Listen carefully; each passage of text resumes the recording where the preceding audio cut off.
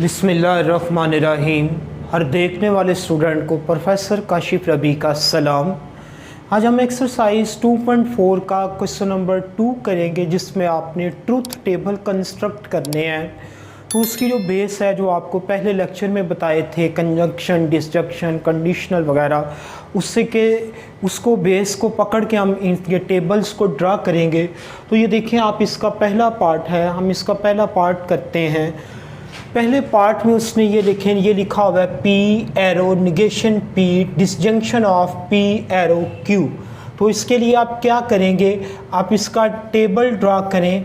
पहले आप इसमें ये दो कॉलम जो है, जो आपके हर क्वेश्चन में फिक्स हो जाएंगे, और वो क्या है कि आपके पास P और Q पहले दोनों के लिए T आएगा, फिर P का T आ गया और Q का F आ गया, देन P का F हो गया और Q का T हो गया, और लास्ट वाला क्या है, दोनों का F हो गया।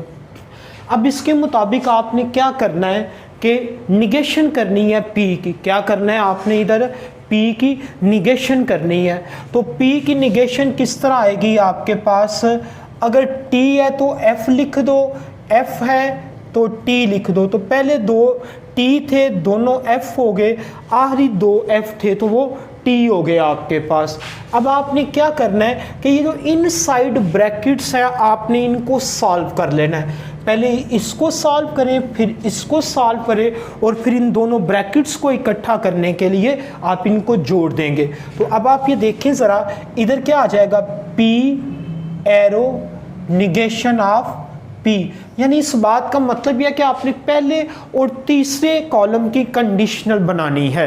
तो उसका तरीकाकार क्या है कि ये देखें आप, कि फॉर एग्जांपल कि आप इसको स्टूडेंट वाला कॉलम मान लें और तीसरे को आप एग्जामिनर वाला कॉलम मान लें।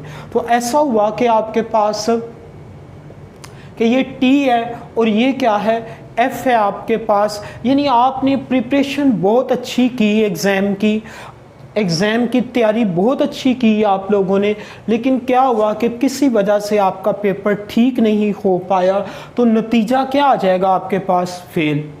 एग्ज़ामिनर क्या कर देगा, आपको फेल कर देगा। इधर भी क्या हुआ कि प्रिपरेशन तो अच्छी थी लेकिन पेपर अच्छा नहीं हुआ, तो नतीजा क्या आ गया, फेल हो गया, F आ गया। अब ये देखें कि आपने प्रिपरेशन तो कोई इतनी अच्छी नहीं की, लेकिन आपका पेपर बड़ा अच्छा हो गया, तो नतीजा क्या हो गया, ट्रू आ गया आपके पास। अब इधर क्या आएगा आपके पास कि आपकी प्रिपरेशन तो इतनी अच्छी नहीं थी, लेकिन एग्जामिनर ने हुस्ने सलूक किया, और उसके हुस्ने सलूक की वजह से आपका नतीजा क्या आ गया, ट्रू आ गया।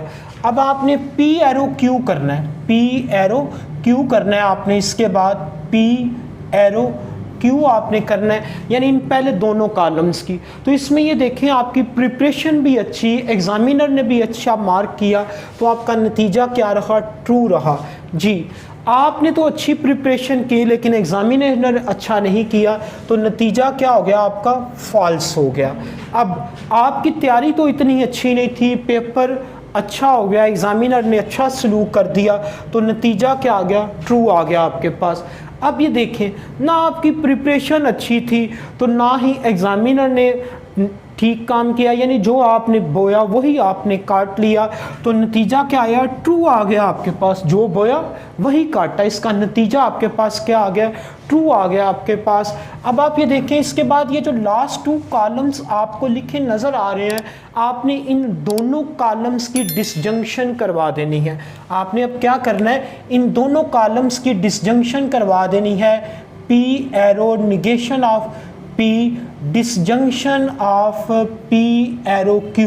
तो इन दोनों कॉलम्स की जब आपने डिसजंक्शन करवानी है, तो उसमें आपको क्या कहा था कि अगरचे दोनों फॉल्स हैं तो फिर डिसजंक्शन फॉल्स होती है, अदरवाइज ट्रू होती है। अदरवाइज आपकी जो डिसजंक्शन है वो ट्रू होती है। तो ये जो सेकंड वाला केस है, इसमें फॉल्स आएगा, एक ट्रू है तो फिर भी ट्रू है, दोनों ट्रू आ जाए तो फिर भी ट्रू आ जाता है आपके पास। तो ये आपके क्वेश्चन नंबर 2 के फर्स्ट पार्ट का ट्रूथ टेबल था आपके सामने, आप इसको देखें और फिर उसके बाद हम इसका सेकंड पार्ट देखते हैं। सेकंड पार्ट में उसने क्या लिखा हुआ है, वो ये कह रहा है P conjunction negation of P arrow Q, arrow Q है आपके पास। बिल्कुल सिंपल सा सादा सा सवाल है ये आपके पास।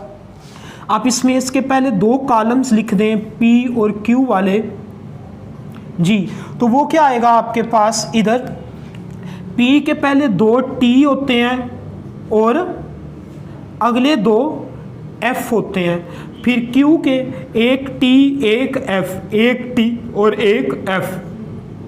इसके मुताबिक आपने पहले P की निगेशन करनी है, यानी पहले कॉलम की। तो पहले कॉलम में पहले दो T हैं तो इसकी निगेशन में क्या होगा, दोनों F हो जाएंगे। ये दोनों T हैं तो इधर क्या आ जाएगा, दोनों में F आ जाएगा आपके पास। अब आपने पहले और तीसरे कॉलम की कंजंक्शन करवा देनी है। क्या करना है आपने, पहले और तीसरे कॉलम की आपने कंजंक्शन करवानी है। तो कंजंक्शन की डेफिनेशन आपको यही बताई थी कि अगर दोनों ट्रू हैं तो फिर ट्रू होता है, अदरवाइज फॉल्स होता है। तो इधर कोई भी ट्रू नहीं आएगा क्योंकि इसमें तीसरा कॉलम तो इसकी निगेशन वाला है। ये देखें आप, दोनों ट्रू कहीं भी नहीं है, इसलिए इधर सारे के सारे। अब आपने क्या करना है, पहले दूसरे कॉलम और चौथे कॉलम की आपने कंडीशनल निकाल लेनी है। तो वो क्या आएगी, P conjunction of negation of P arrow Q कर देंगे आप।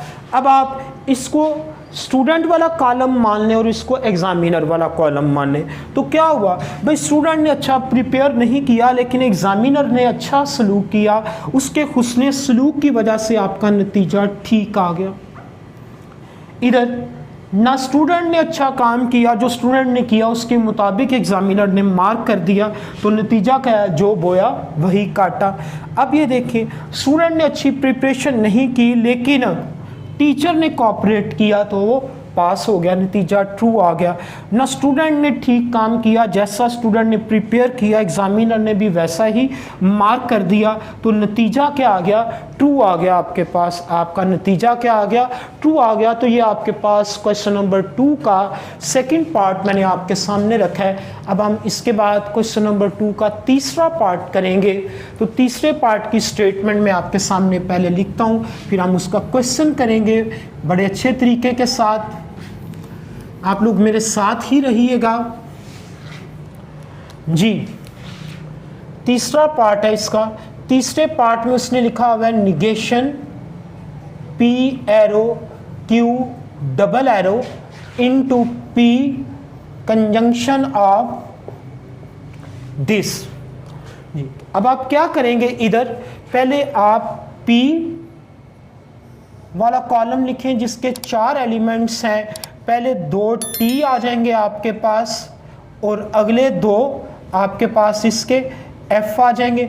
फिर आपने ये Q वाला लिखना है जिसमें पहला T फिर F फिर T और फिर F आ जाएगा। अब इसके मुताबिक आपने ये देखिए, इधर आपको Q की निगेशन करवानी पड़ेगी, Q की निगेशन करवानी पड़ेगी। Q की निगेशन करवाएंगे तो उसमें क्या हो जाएगा, अगर T है तो F हो जाएगा, F है तो T हो जाएगा आपके पास जी। अब आप इस ब्रैकेट को हल करें, फिर इस ब्रैकेट को हल करें, देन इनकी कंडीशनल्स करवा दी जाएंगी।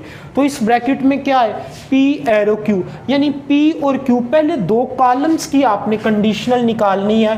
तो ये क्या आ जाएगा, P एरो Q जी। ये देखें ज़रा, पहले दोनों T हैं तो कंडीशनल क्या आ जाएगी, T आ जाएगी, क्योंकि स्टूडेंट ने पहला कॉलम स्टूडेंट वाला है, दूसरा कॉलम आपके एग्जामिनर वाला है। तो स्टूडेंट ने ठीक प्रिपरेशन की, एग्जामिनर ने भी बड़ी ईमानदारी के साथ काम किया, तो नतीजा ट्रू आ गया।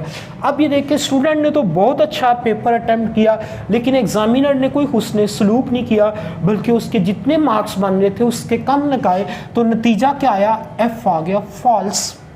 पेपर के मुताबिक रिजल्ट नहीं आया।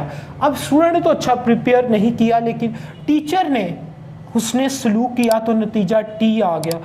जो स्टूडेंट ने किया वैसा ही टीचर ने कर दिया, ये भी F तो ये भी F आ जाएगा आपके पास। तो इसकी कंडीशनल क्या आ गई, T आ गई। अब आप इस वाली ब्रैकेट को देखें, इस ब्रैकेट में आपने क्या करना है, पहले और तीसरे कॉलम की आपने कंजंक्शन करवा देनी है। पहले और तीसरे कॉलम की आप कंजंक्शन करवा दें।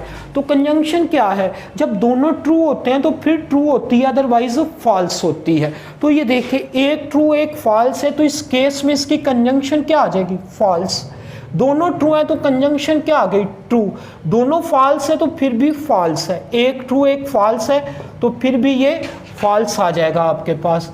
अब आपने क्या करना है, ये वाला जो कॉलम है इसकी निगेशन करवाएंगे इसके मुताबिक। ये वाला जो आपका चौथा कॉलम है, चौथे कॉलम की निगेशन करवा दें। तो निगेशन करवाने से मतलब ये है कि आपके टी और एफ को आपने इंटरचेंज कर देना है। ये टी है तो इधर क्या आ जाएगा, एफ। ये एफ है तो इधर क्या आ जाएगा, टी। ये भी एफ और ये भी एफ आ जाएगा। अब आपने इनकी कंडीशनल करवा लेनी है। क्या करना है, आपने इनकी कंडीशनल करवानी है। तो कंडीशनल में आप क्या करेंगे, इसको आप पहले डबल कंडीशनल है, एरो पी